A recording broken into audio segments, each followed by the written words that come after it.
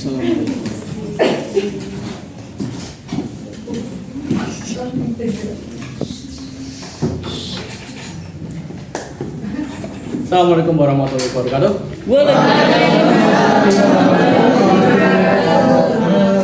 Selamat pagi anak-anak, gimana kabarnya?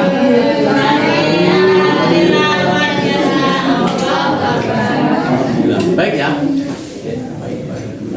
Kemarin kita kan udah belajar tentang cerita pendek ya. Nah, kali ini kita akan memasuki sebuah materi baru, yaitu teks berita.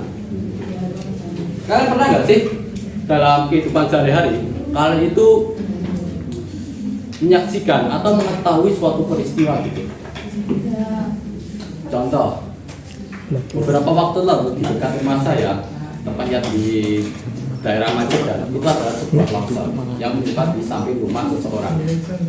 Langsung tuh saya cek beritanya, ternyata ada. Nah, itulah yang akan kita pelajari hari ini, teks berita.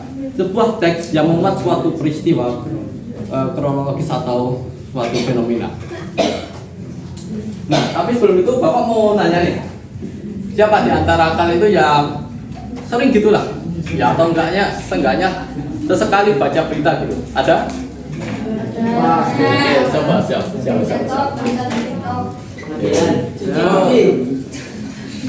Coba Mas yang ini baca berita apa aja Mas kira-kira kalau di rumah atau di mana gitu? Politik Pak MBG. Sekolah kita belum dapat MBG ya? Puasa Pak. Oh iya, oh dasar. Puasa sehari Pak.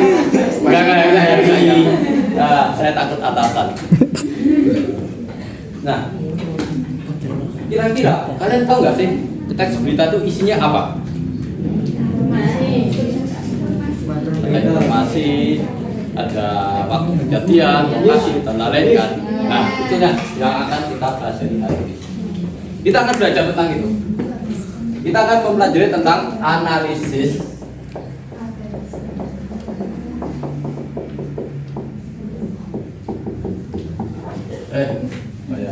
saya harap tulisan Bapak kelihatan ya.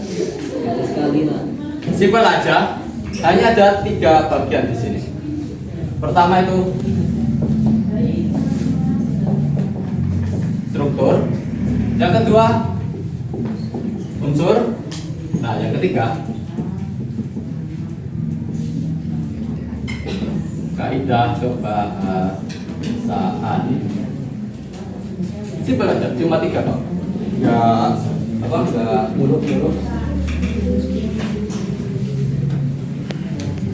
Kita mulai dulu lah ya dari yang pertama. Struktur.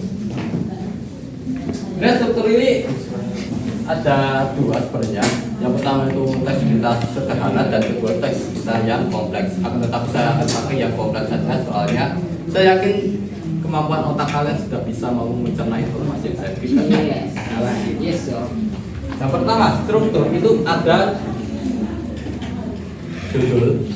Yang kedua ada kepala berita.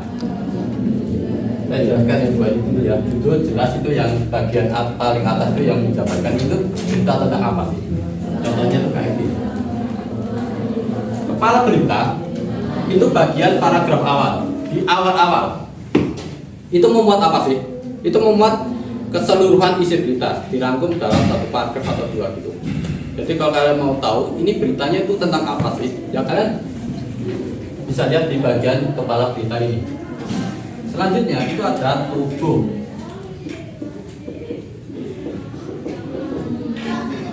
Nah ini yang isinya nanti ada waktu, ada tempat, kenapa, mengapa suatu peristiwa atau fenomena itu terjadi.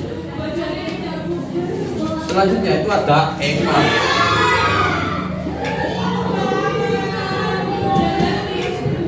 Ekor itu tuh memuat bagian penutup teks berita gitu, semacam kesimpulan atau ya intinya sih penutup. Kemudian ada unsur. Ini saya yakin itu kalian tahu lah unsurnya itu ada apa aja. 5W. Ini W-nya ada apa aja? What? When go when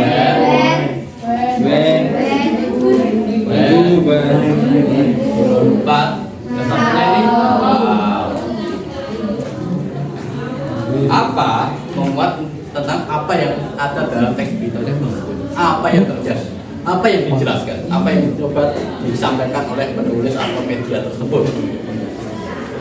Why? Mengapa? Mengapa suatu peristiwa tersebut terjadi? Well, gimana lokasinya, tempat kejadian, TKP, sebenarnya gitu. When, pada waktu, kapan, pagi, sore, siang, tanggal berapa, bulan apa, tahun berapa, gitu. Simpelnya seperti itu. Yang kedua, yang selanjutnya tahu, Bu ini mengacu pada siapa saja yang ada dalam peristiwa tersebut. Misal, di peristiwa longsor di dekat daerah rumah saya, itu ada siapa saja? Ada polisi, ada warga, Pejabat. ada pemilik rumah yang terdampak, pejabat, dan lain-lain. Itu mengacu pada bagaimana digunakan untuk menyangka suatu proses terjadi dalam suatu peristiwa. Nah, selanjutnya ini yang mungkin agak sulit, tapi saya yakin sekalian bisa mengikuti kaidah bahasa. Kan dulu kan pernah gitu kan ada upaya penggunaan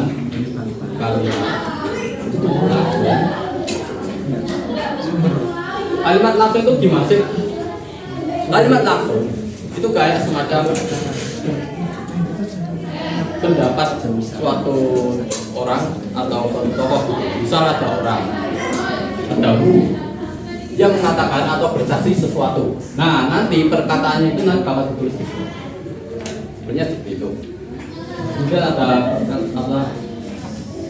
penggunaan kata kerja mental. Mohon maaf ya, tulisan saya jelek. Kemudian nanti akan juga ada keterangan waktu dan tempat.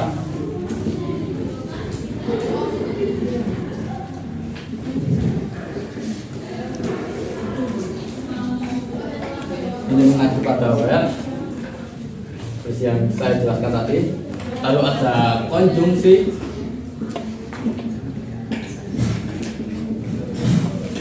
temporal. Kemudian yang terakhir itu ada apa tadi? Yaitu yang pasti menggunakan bahasa Indonesia. Baku. Tempatnya Baku. Nice.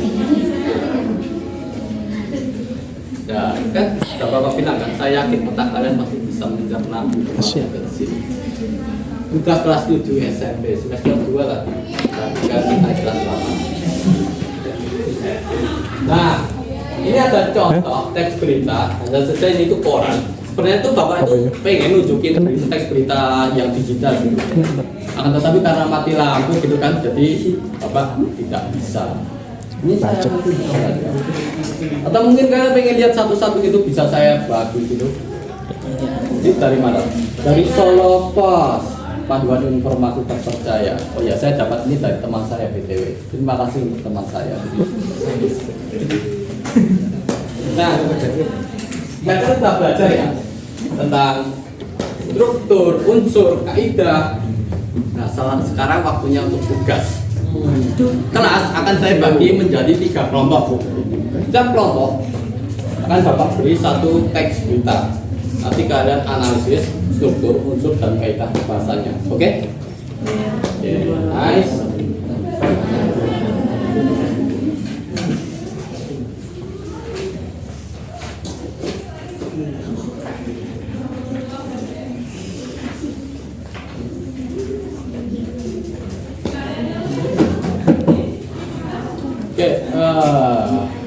Oke, baris 1 dan 2 kelompok 1. Oke.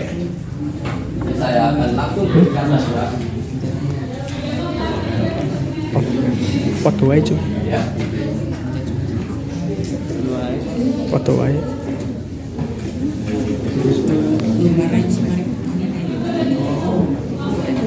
Nek kene iso, nek sing kene Lalu untuk kelompok 2 tadi dikatakan bareng-bareng ya Pak. Lalu kelompok terakhir kelompok 3.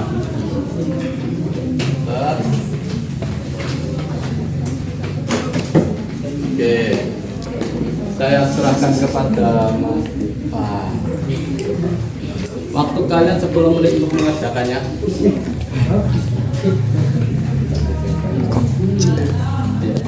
Oke.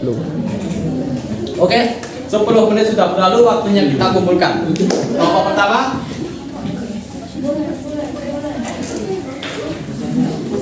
Oke, terima kasih. Kita lihat hasilnya. Lumayan lah. Kelompok 2 mana? Oke, kelompok 2. Kelompok 3 mana? Kelompok 3 sudah selesai. Oke, terima kasih. Saya harap kalian semua bisa mengenal ya apa inti dari materi yang saya paparkan. Pada intinya itu apa? Pada intinya itu simpel. Teks berita itu adalah sebuah teks yang memuat suatu peristiwa atau kejadian di dalamnya. Yang di dalamnya itu ada struktur yang terdiri dari judul, kepala